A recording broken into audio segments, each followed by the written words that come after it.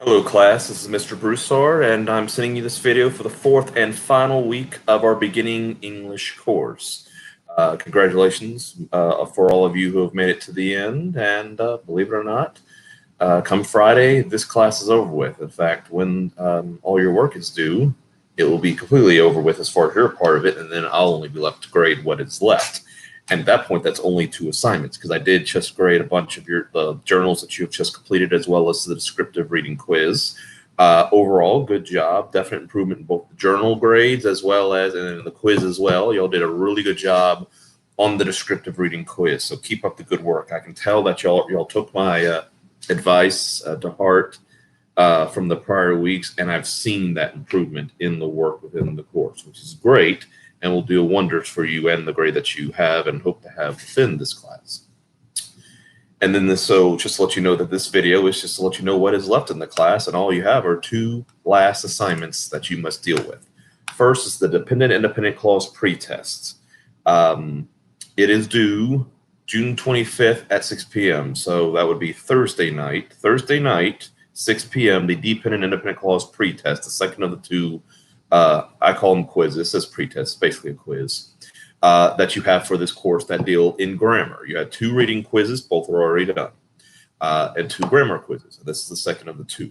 Now, traditionally, this would have been the one which you would have had to have gone to a proctored site to take, because in general, this course, they have a mandatory proctored quiz for any online courses, as we actually have for all online courses. Due to the COVID stuff, 19 stuff, this quiz got moved from one that you have to be proctored to one where it is not proctored. Obviously, we don't have the ability to do that right now. So you do have this quiz you will take, similar to the quiz that you already took, the grammar quiz you already took. You'll click on the link, you then start the quiz, you finish the quiz, and you turn it in, and that's it. It'll actually grade it for me. It's all self-contained and taken care of. So make sure you take care of that no later than 6 p.m. on Thursday night. My advice is to knock it out now, in fact. And the main reason for that, to be honest, and obviously because you're taking it on your own, you can have your textbook or anything other help that you need with you to answer those quiz questions. I'd go ahead and take that as soon as possible, and then all you have left after that is what is locked under final exam. And what you are doing for the final exam is you are writing a narrative essay. That's why I had you read the 2 chapters that I noted from last week. If you haven't read those, by all means, make sure you read that as soon as possible. Mainly because one is the narrative rhetorical mode, and reading that chapter and learning what you need and how you do that. And as simple as I can put it, you're writing a story. Narrative rhetorical mode means you are writing a story. And this can go one of 2 ways if you'd like. It can be something that you completely make up. If you want it to be creative, that's perfectly fine. Though my advice is this. If it goes in the fantastical realm, I guess it's more fantasy work. Make sure that's more than understood by your reader that, hey, this is a fantasy work. If it's very much a realist type of work, make sure it maintains that realism throughout. Don't have it start towards like a realist and all of a sudden a unicorn shows up and you whisk away somewhere randomly. That's going to throw your reader off. So if you want it to be fantastical, make sure it's fantastical throughout, and make sure it's more than obvious to your reader that it is fantastical by the story itself. Don't go say, hey, this is a fantasy work. That's awful. Don't ever do that. Same token, don't be like, hey, this is a realist work if it's more of a realist work. This actually be obvious by the very nature of what you're writing and how you're writing it, that it's fantastical or realist.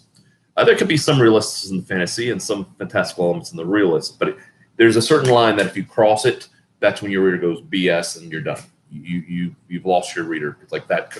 If everything's real, all of a sudden that unicorn shows up, then you've lost your reader. So make sure that it's understood by your reader through the content, not from you blatantly telling anyone, that it is fantastical by nature or real by nature.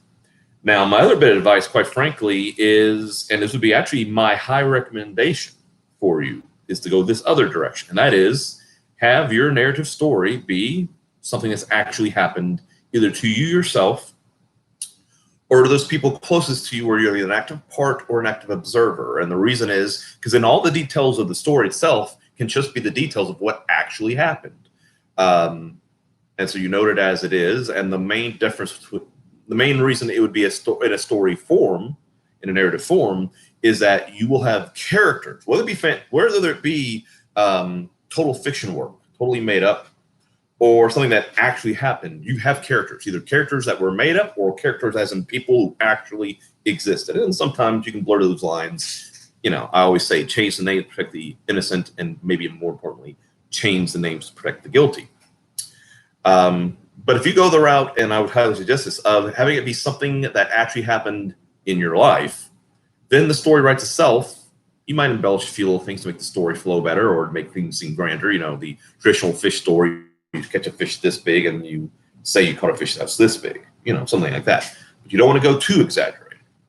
You can exaggerate to a certain degree. It's actually a main focus of what we call Gothic literature.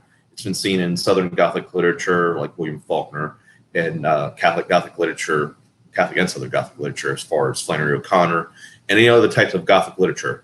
Exaggerated to the nth degree, but no further. In fact, the term that is used is grotesque, and people have a misconception of what grotesque means. People think grotesque means something ugly and horrible. No, grotesque is exaggerated to the nth degree, to the furthest it's allowed to be exaggerated, to still be something that's believable. Meaning, if you exaggerated it even a little more, and it became not believable, and your reader goes BS on you, then that's too far. So you can have those exaggerations, but always make sure you only go as far as necessary with those. Or if you're even worried about that, just lay it out as it actually happened. But the key is you have to tell it in a story form, a narrative story form. So it has to flow like a story. So it's like something that you would read in a literature course. So make sure it has that flow and that necessary flow. And then there's the obvious importance of the fact that it is a story, and the fact that it is the first and only work in this course that must also be a full-fledged essay. I repeat, this narrative essay, it's a narrative essay, final exam must be an essay. And as far as what has to be there, it has to be an MLA 8th edition format, like everything else is supposed to be in this class. It must be double spaced. Some of you are still single spacing work, and you're losing massive points by doing so. You don't want to throw these points away. You know, make sure the work is double spaced. It must be an MLA 8th edition form with a header, page header, and titles. And since this is an essay, this will be the only work in which you must have more than one page header, because traditionally you've only had a paragraph, and therefore you only need your last name and the number 1, because you only were on page 1. Well, on this work, you will have a page 2 and a page 3. Maybe a page 3. You might only have 2 pages. You might get to a 3rd page. You must have a page header on every single page. The regular header and the title are only to be on page 1, but the page headers must be on every single page you write. It must be your last name, a space, and by the way, only your last name. Some of you put your first name and you're losing points. Only your last name, a space, and the number of whatever, the numeral of whatever that page is. So if I was writing something, you would have Broussard 1, Broussard 2, Broussard 3.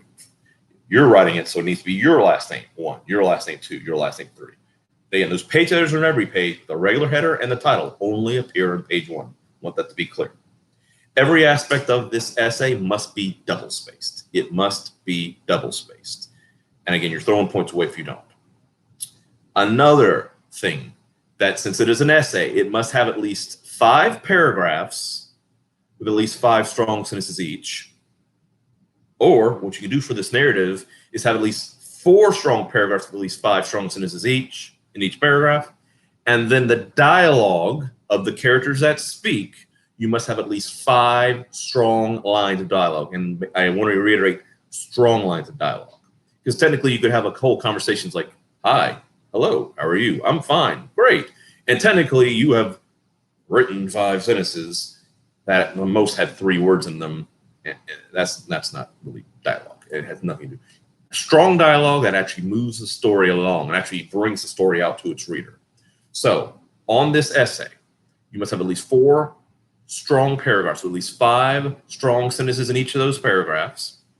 And you must have at least 5 strong lines of dialogue that are separate from those paragraphs as part of a conversation. And you can always do more. Whereas I didn't want you doing more when it came to the paragraphs. When it comes to this essay, you can do more if you'd like, if it actually makes sense to do more, not just because you think it'll impress me or, quite frankly, something that some students do. They write a whole bunch of stuff and they just write it up as much as they can. Whether it makes any sense or not doesn't matter to them, because they think I'll either think it's amazing because it's so long, or they think I'm going to get tired and stop looking at it and just throw a grade at it. No.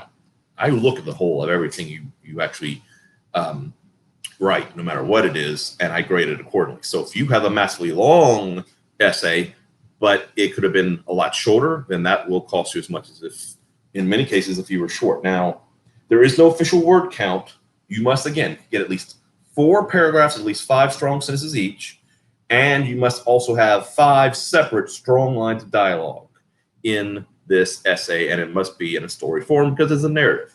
So that's what you must do. Again, there is no word count associated with this essay. What I'm looking for is the strength in the paragraphs and the strength in the actual sentences within the paragraphs, as well as the strength within those dialogue lines, and in knowing how to do those dialogue lines, i.e., having the launch statements that launch themselves into the actual lines of dialogue. So if you have a character, Phil says, comma, open quote, blah, blah, blah, blah, blah, blah, blah, blah, period, close quote. Amy replied, comma, open quote, blah, blah, blah, blah, blah, blah, blah, blah, blah, blah, blah, period, close quote. And then you have at least 3 more of those type of things. So make sure you have a launch statement that denotes who is speaking. Never have an entire sentence be just the quote itself. You must have a launch statement either at the beginning of the sentence, the middle of the sentence, or at the end of the sentence. So make sure that you do that for your lines of dialogue. And again, there need to be at least 5 of those, and they must be strong lines of dialogue. So you must make sure you have all of these things done and together, and you have until 2:59 a.m. Friday morning. Let me be completely clear about this. AM means morning, i.e., 2:59 a.m. in the morning means generally when you are asleep. Do not lie to yourself saying that you have all day Friday to get this done. I thought you meant 2:59 in the afternoon. No, by that point, I've already slapped the 0 on it, put the F on your overall transcript, and moved on. So let me make this abundantly clear. Have this essay done by the time you go to bed Thursday night.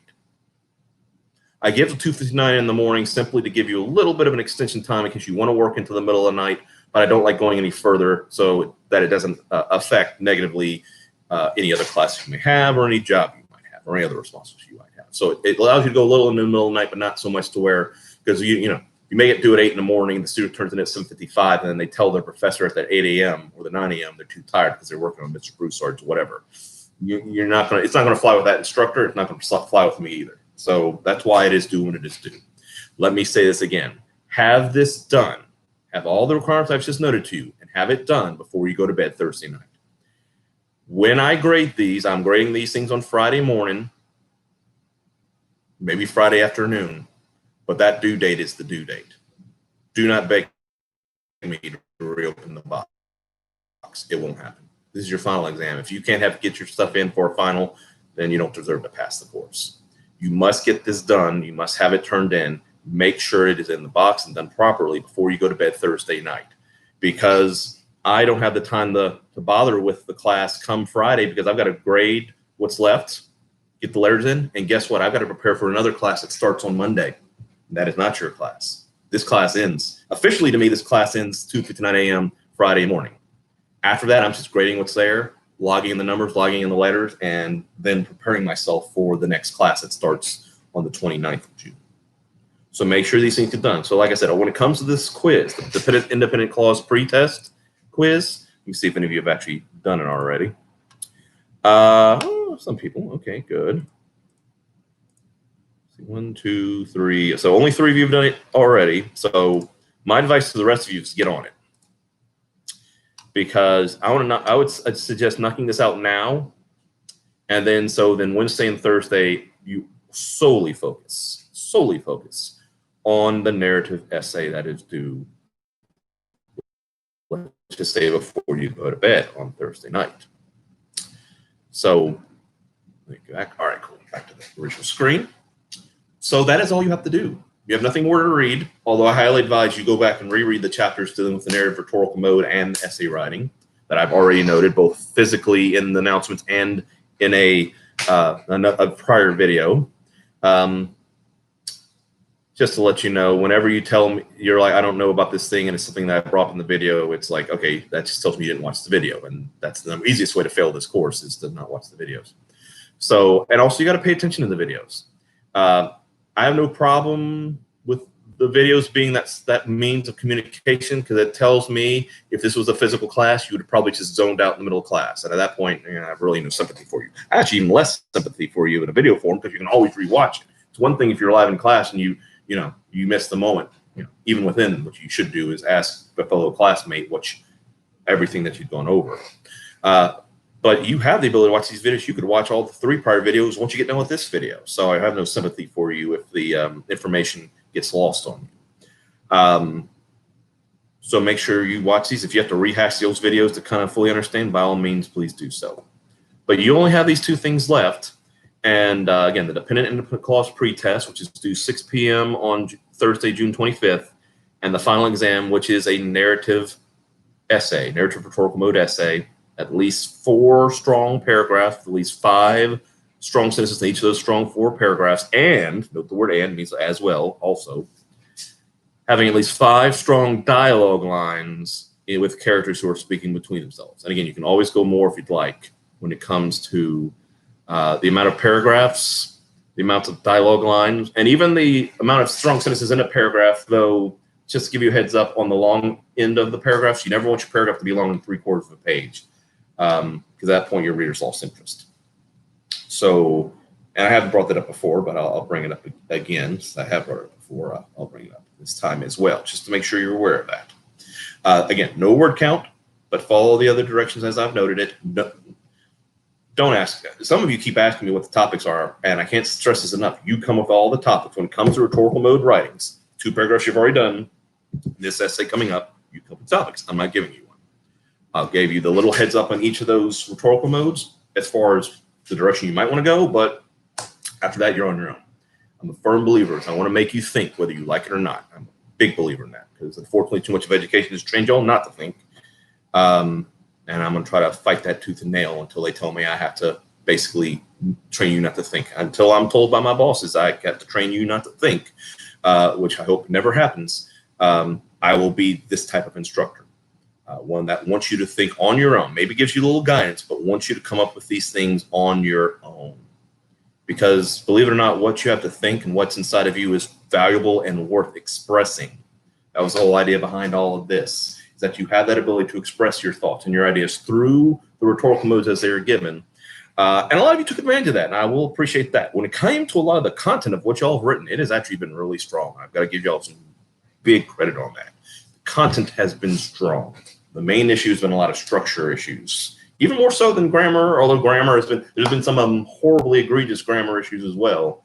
But there's also been some really good grammar from certain students as well, as far as punctuation, particular comma use, and sentence structure, and having things spelled correctly. And then, of course, you have students who have misspelled words that aren't capitalized correctly, commas in the wrong spot, the dreaded fatal errors of comma splices, and what we used to call run-on sentences, but we're being told we need to tell you is now called fused sentences. Okay, it'll take me a while to get used to that. Mixed bag. Again, overall, your grades have been pretty decent, and a good amount of this class is going to pass, so that's good.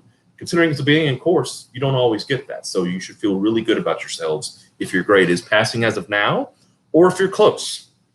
If you're in the 60s right now, if you do really good on this final essay and on the quiz itself, you can pass this course. There's no problem with that. And many of you are already in the 70s, 80s, and even 90s. There are some A's in this course as well.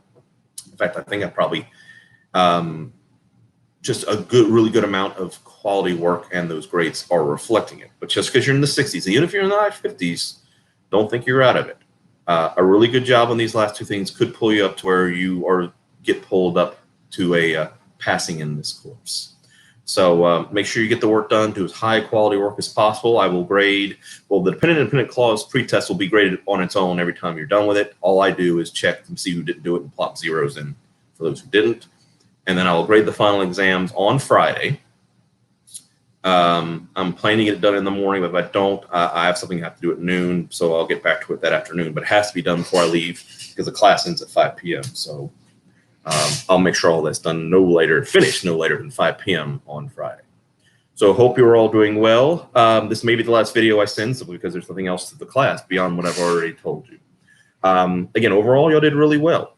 Keep up the good work, especially because I have seen the improvement in both the journals and in the quizzes. Keep up the good work when it comes to hopefully continually improving your rhetorical mode compositions and the one quiz you have left. The number grade that does show up when everything is graded, do know this, that if you're within 1.5 points of the next letter grade and you have not had an issue with academic integrity, I will round you up. So if your overall average is a 68.5, you will round up to a 70 and earn a C.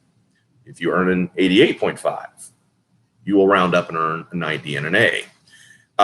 Only one of you has had an issue. The one of you that did plagiarize the one work you did, you don't get that 1.5. If you end up with you could end up with a 69.9 and you end up failing the course. Because again, a reminder, there are no D grades in this course or any developmental studies course. You must earn at least a 68.5 if you have no academic integrity violations, or a flat 70 if you do. So make sure you get to where you need to be. Again, most of you are there, but I want to say this. Don't give a half-done job on any of the work that's coming just because you're this close to the end. You're like, okay, good, I'll just throw it at him and I'm done. Because that awful work could cost you letter grades and even passing this course. You need to do as good a job as possible on these last two works so you can be as strong as possible with the grade that does show up. So please keep doing the good work. Keep the improvements that I have seen with each and every one of you. And I hope personally you're all doing well. And last thing, as if you happen to enjoy this class a lot and would like to take me again in a English 1114 course, I am teaching one that starts on Monday. That's the course I was telling you about. So that course starts on Monday. If not, I'm also teaching 2 English 1114s in the fall you can look for. And I do believe, yeah, I know the one in July is online, and I want to say one, if not both of the ones, in fact, actually both of the ones in the fall are actually both online as well. It's 2 physical classes, is one beginning and one comp 2. So you have those online options if those are things that you would personally prefer. Hope you're all doing well. Hope you all enjoyed this course. I hope you all got something out of this course. If you have any questions for me, email me. I'll try to respond as quickly as possible. It may not be as quick as you'd like because I have things I'm doing both for this job and just in life. But I'll try to get to you as fast as possible, especially considering the class ends, well, let's just say extremely early Friday morning. But again, when it comes to all the work, make sure it's done and turned in before the due dates. The quiz, get it done before 6 p.m. on Thursday afternoon, evening, early evening. And when it comes to the essay, get it done before you go to bed on Thursday night. Hope you're all well, and I'll either send another video if I need to, or if not, good luck on all your work for this class, for any other class you may have, and I hope you enjoyed being a student in my course.